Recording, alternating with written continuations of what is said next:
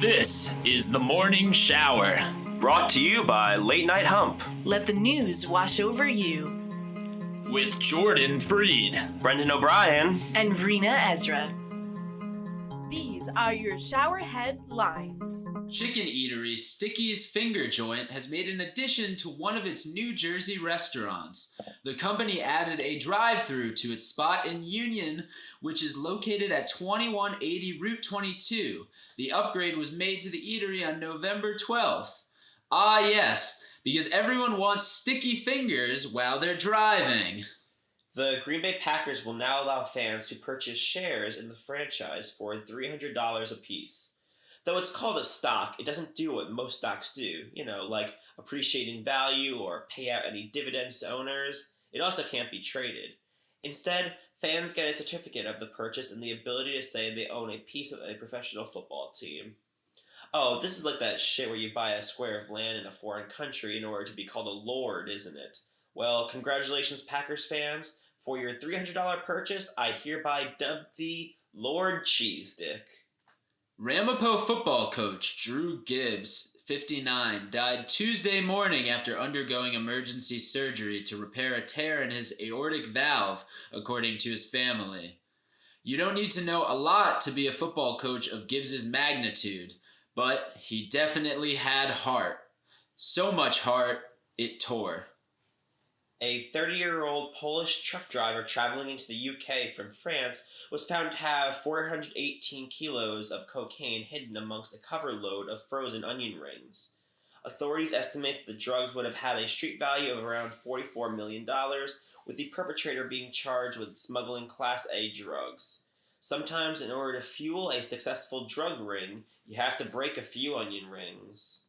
The Orlando Magic announced a plan Tuesday to give $3 million in grants to 30 nonprofit organizations. Because the only thing better than magic is money.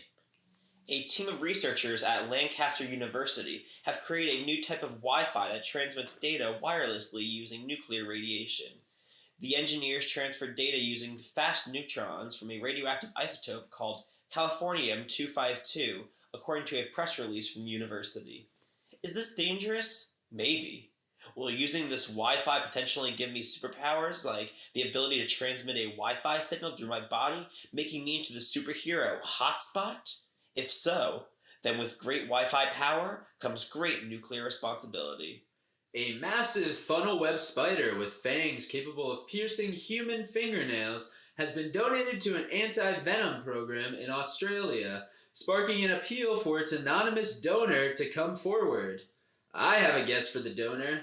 Have you tried Peter Parker? A New York state senator on Monday proposed a bill that would make the state liable for pothole damages to vehicles all year long. Under current rules, the state can only be held liable for damages to a vehicle caused by potholes on the roadways from mid-May to mid-November. Brilliant thinking.